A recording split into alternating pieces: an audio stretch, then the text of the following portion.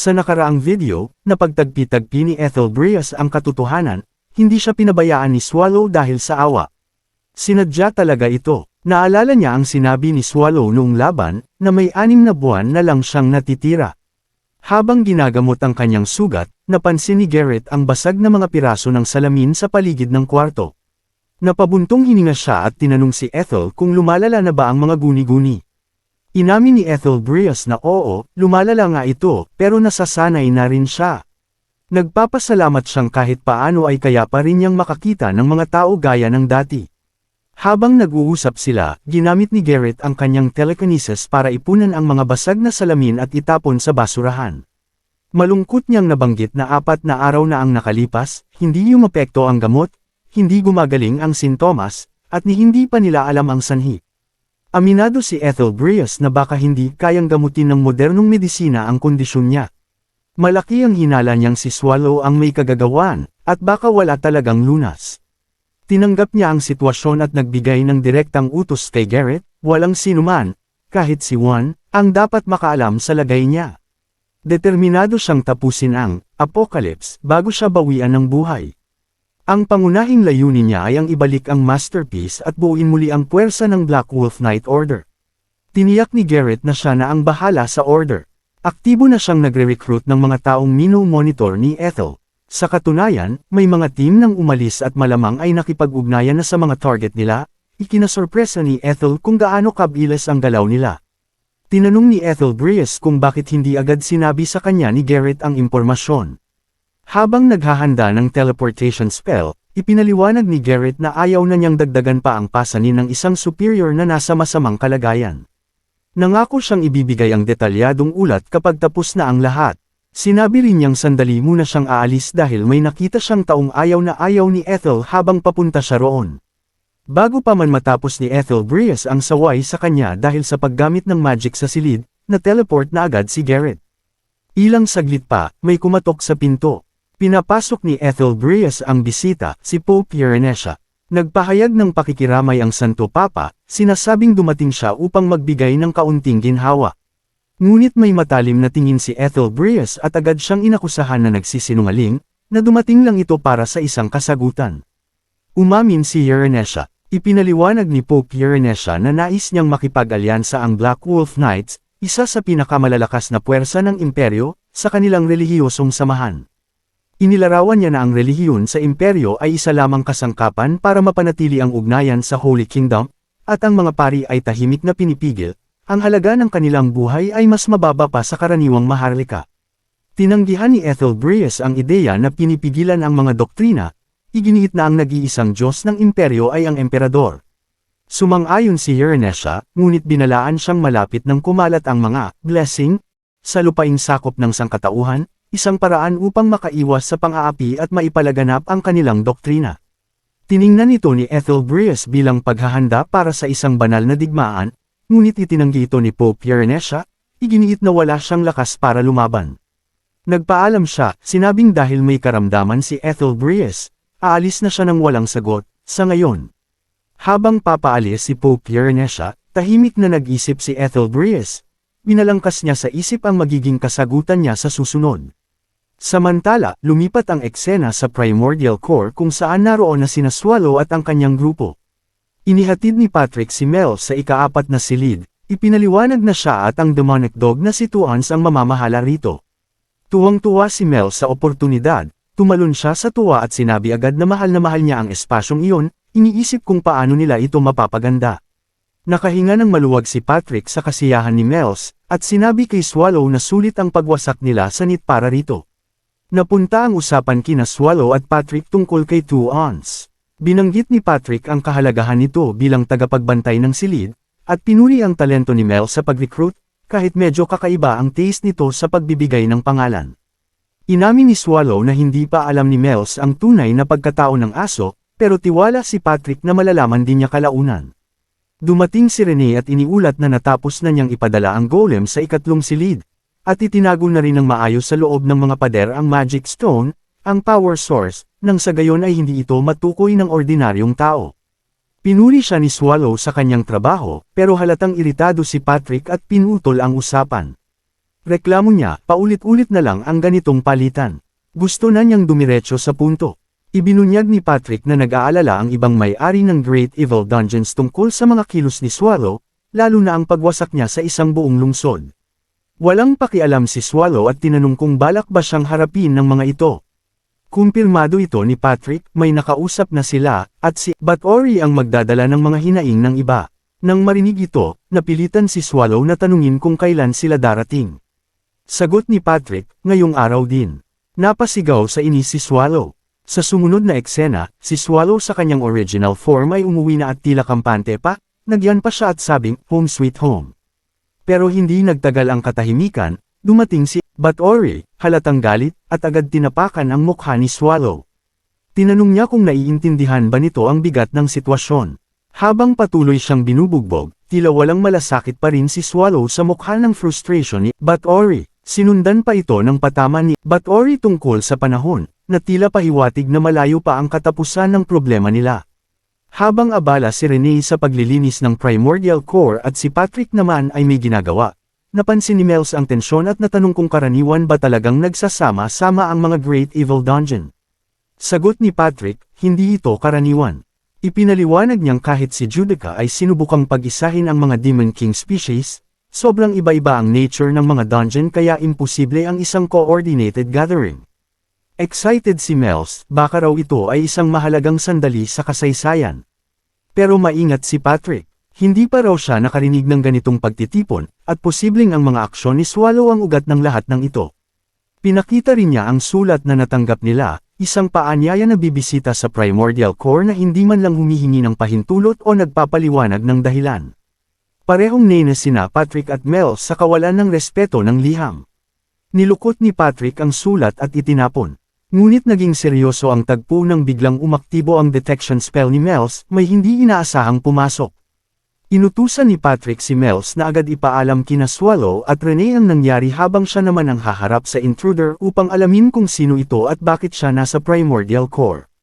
Nag-flashback ang eksena sa nakaraan, sa Great Desert, na dati pangunahing ruta ng kalakalan sa 5 kaharian. Isang karwaheng tumatawid sa disyerto ang biglang sinalubong ng pagyanig sa lupa, at may dambuhalang nilalang na lumitaw mula sa ilalim ng lupa at nilamon ito. Ang disyerto, na ngayon nasa ilalim na ng kontrol ng isang dungeon, ay naging isang mapanganib na wasteland. Agad nagpadala ang 5 kaharian ng kanilang elite forces upang bawiin ito, sa paniniwalang ang mga halimaw ng dungeon ay simpleng higanting insekto lamang. Ngunit nang pumasok sila sa dungeon at nagsimula ang laban, napagtanto nilang mali sila. Ang mga halimaw ay pinamumunuan ng isang mabagsik na puwersa na lubusang dinurog ang kanilang tropa gamit ang dami at lakas. Ang komandante, na sugatang-sugatan, ay nabigla sa laki ng kalaban at bago bawian ng buhay ay nasambit pa ang tungkol sa hindi mabilang na sundalo ng kalaban.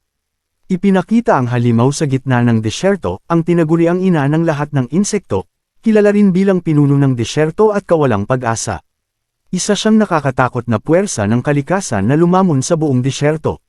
Bumalik ang eksena sa kasalukuyan sa Primordial Core, kung saan nagmamadaling humarap si Patrick sa intruder. Ang intruder ay si Mother Hexable, ang boss ng Great Evil Dungeon na Sand Hell. Sa tila kampanting tono, sinabi ni Hexable na hindi pa lahat ng halimaw ay naibabalik. Naisip ni Patrick na may kakaiba sa boses nito, alam niyang ang mga insect-type monsters ay kayang tularan ang boses ng tao kapag kinain nila ito. Pinaghihinalaan niyang sinusubukan ni Hexable ang lakas ng Primordial Core, kaya't naghanda siyang lumaban. Pagdating ni Swallow, pabirong tanong niya, naglalambingan ba kayo o ano? Dumating din sina Renee at Mels, at mabilis na pinigilan ni Patrick si Swallow, sinabihang huwag makialam. Nalito si Swallow at tinanong kung bakit kailangan pa siyang umatras. Doon na bumati si Hexable kay Swallow, tinawag siyang teacher, at sinabing masaya siyang makita itong muli. Gulat si Swallow at napansin kung gaano na ito kalaki. Tumugon si Hexable sa malikot na tono, sinabihang dapat mas maingat si Swallow sa mga sinasabi niya lalo't babae ang kausap. Inamin ni Swallow na naririnig niya ang balita tungkol sa kasikatan ni Hexable. Ipinakilala ni Swallow si Hexable sa grupo bilang dating gatekeeper ng Primordial Core. Formal na nagpakilala si Hexable, at sinabing siya ang tagabantay ng Blue Path bago pa dumating si Patrick. Ipinaliwanag din niya ang sinabi kanina tungkol sa mga halimaw, Ang concern niya ay para sa seguridad ng dungeon. Inamin din niya na kaya siya nag-alinlangan kanina ay dahil nahihiya siya. Buod ni Patrick, nahihiya lang pala. Naiirita si Patrick at sinermonan si Swallow kung bakit hindi sinabi agad na may dating koneksyon sila ni Hexable. Sagot ni Swallow, nakalimutan lang niya banggitin. Maingat pa rin si Patrick dahil ngayon ay boss na si Hexable ng ibang Great Evil Dungeon, kaya't pinayuhan ang lahat na manatiling alerto. Pero tila hindi naapektuhan si Hexable, at pinuri pa si Patrick sa kanyang swordsmanship at sa pagiging Death Knight. Sabi niya, karangalan daw na makilala ito. Natutuwa si Patrick sa papuri at sinabing huwag na mag-atubiling makisama. Natawa pa siya at sinabi sa iba na, fan ko to. Napahiya si Rene. Nang tanungin ni Hexable sina Rene at Mels kung sino sila, agad nagpakilala si Rene bilang kasalukuyang gatekeeper ng Primordial Core. Si Mels naman ay proud na nagpakilalang isang Demon King, sabay dagdag, wala akong lasa ha, kasi lumalaki pa ako.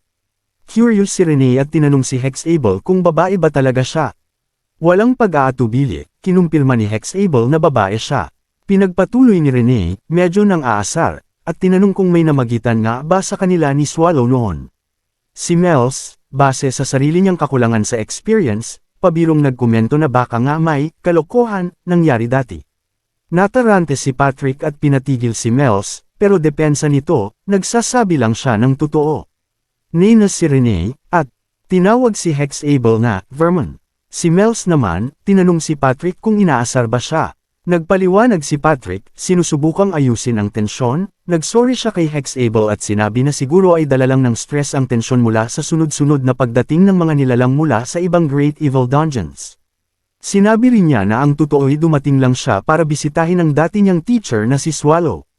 Habang unti-unting kumakalma ang sitwasyon, dumating ang panibagong nilalang, si Azihadaka. Ang boss ng isa pang Great Evil Dungeon na tinatawag na Magor. Dahil medyo komplikado po ang pangalan niya, kaya tatawagin na lang natin siyang Azi. Sa labas ng Primordial Core, binanggit ni Azi ang narinig niyang reputasyon ng lugar, na para bang may balak siyang bigyan ng babala ang ancient monster na huwag ng manggulo pa. Ilang araw ang nakalipas sa Great Evil Dungeon na Sandhill Magor, hinarap ni Azi, isang white dragon na may green na mga mata at kinwestiyon siya kung bakit siya aalis.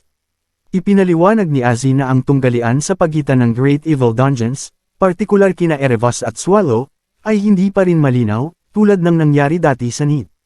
Sinabi niyang hindi na dapat pabayaang malaya si Swallow. Lumipat ang eksena sa kasalukuyan kung saan nakatayo si Azi sa labas ng Primordial Core. Inalala niya ang kanyang pagkakakilanlan bilang master ng White Mountain Range at pinakamalakas na dragon. Buo ang loob niyang huwag hayaang maliitin siya ng iba. Sa puntong iyon, dumating ang kanyang nakababatang kapatid na si Fafnir, sabik na ipakita ang bagong abilidad niyang mag-transform sa anyong tao, at ipinagmamalaki pa ang kanyang buntot. Bagamat plano ni Azi na mag-isa lang, napilit siya ni Fafnir na isama siya. Binigyan niya ng paalala si Fafnir na sa mga pampublikong lugar ay dapat siyang tawagin na Boss o Lord. Sumang-ayon agad si Fafnir, pero nadulas at nasabi ang kay Sis, bago siya agad bumawi at nagsabi ng Lord.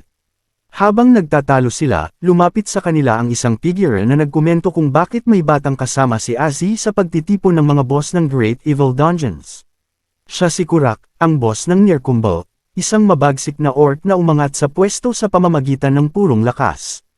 Agad siyang inassess ni Azi at napagtantong hindi ito basta-basta, isang malakas at mapanganib na kalaban.